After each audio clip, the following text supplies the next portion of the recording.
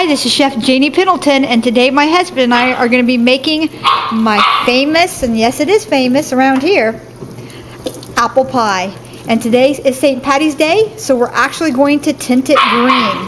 We're going to do that by first adding a little bit of lemon juice to our fresh cut apples, about a tablespoon. Give it a nice toss, and then we're going to add a little bit of green food coloring here. Okay, we're going to toss it some more where that lemon juice is still a little liquidy here on top. Oops, I'll get that out of there in just a second. Now go ahead and just toss them back in here.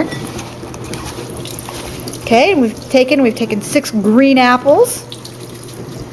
Makes for a nice tart pie. By the time you add the sugar, it's not quite as tart. And we just blend in that green food coloring until you get the desired coloring that you like. And we want it pretty green. Like I said, this is St. Patty's Day. And you could omit this step. Usually I don't, of course, put in the green food coloring, but today's a special occasion. A couple more drops. There we go. This will wash right off my hands. It's no big deal. Okay, I've got some more apples here ready to go. We'll just add that in. There we go. There we go. And we'll just keep doing this until we get it the desired color that we want. Okay, we've colored our apples green. I went with kind of a lighter green here. And now what we're going to do is we're going to add, and I used 5 large green apples here. You can go 6 if you like. We're going to add 3/4 of a cup to a cup of sugar. We're going to add a few drops of the cinnamon oil. We're going to add, quite a bit of cinnamon here. We're going to add some ground cloves. Not much, just get a little bit of flavor. We're going to add 2 dashes of salt. That helps draw out the sweetness and the flavor and tartness of the apples. And then we're going to add a couple of dashes of the nutmeg. And I like cinnamon, so I'm going to add even more. There you go. Okay. And then here I've got some gluten-free cornstarch. And we're going to add that. You can add 2 tablespoons of flour or 1.5 tablespoons of cornstarch. Okay, and we're just going to give this a toss. Okay, and here I just have my cinnamon oil, and I'm just going to drop in a few little drops here. Not much, that's more than enough. And we're just going to give this all a really good toss. And then we're going to put this into our pie shell. Okay, now you want to roll out your pie crust to about 1/8 of an inch thick.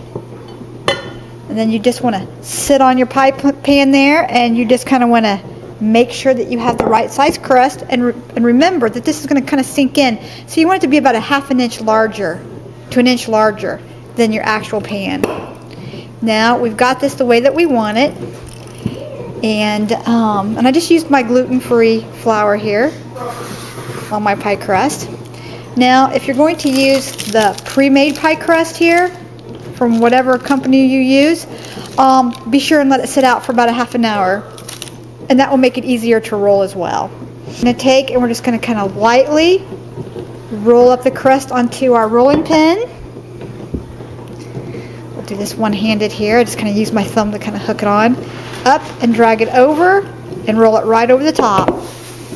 Now you don't want to stretch this. You want to kind of lift it up and kind of push it down in there like that.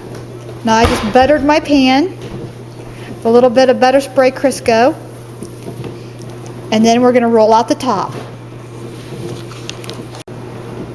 All right, now we have just trimmed with just a simple steak knife here. I trimmed off the bottom layer of the pie, and we've made sure all the air bubbles are out. And we can use this for something else. We'll set it aside. And now we're going to roll out the top crust. Okay, we've added our apple mixture into the bottom crust. And this is a large deep dish Longaberger pie pan. We've rolled out our top crust, and it's all ready to put on the top. But next, before we go any further, I have made these homemade nice soft caramels, and you can bring these up to almost the crack stage and make them into suckers if you like, and I can make these on another day and make a video. If you want the recipe, I can give it to you. But here I've made them a little softer. My daughter likes them a little softer and a little bit creamier tasting. And I'm going to take these. You can use caramel ice cream topping if you like and drizzle on the pie. But I'm going to use these. And I'm going to break these up and put these over the top of my pie. And I'm going to make this a caramel apple pie.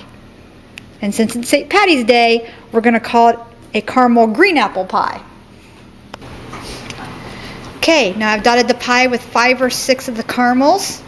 And here you can see the consistency of the caramel. It's kind of gooey. It's perfect for the pie.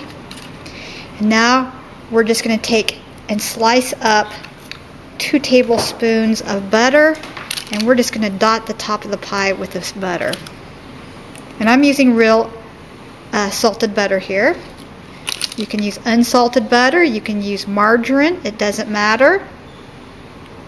This butter gives it a really nice flavor into the sauce. Okay, I like mine to have a nice butter. Okay, my daughter's pointing that I'm missing a spot. Get that finger out of there. How about that right there? There we go. Does that work for you? There you go. Okay. Perfectionist over here. And now we're just going to take the top crust and we're just going to slide this right over the top. There you go. Get this nice and centered. Let me pull back on the camera a little bit here. Get this nice and centered. A little bit more this way. There we go. There. Now what we're going to do now is we're just going to roll. See if I can get underneath here so you can see this. We're going to take this top crust piece and we're going to roll underneath the bottom crust just like that.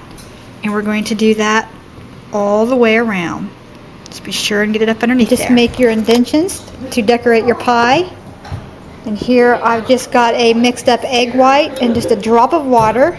And we're just going to brush this across the top of your pie. Okay? And also you just want to make a decorative edge. Just like this. Yeah, Molly never did that side that she was when that first time we saw it. We're just going to sprinkle the top with sugar. There we go. And we're going to put this in a 375-degree oven for about 45 minutes. Here we've pulled it from the oven. And here you have it, my caramel apple pie. It's that easy, and I hope you'll give it a try. This is Chef Janie Pendleton. Enjoy.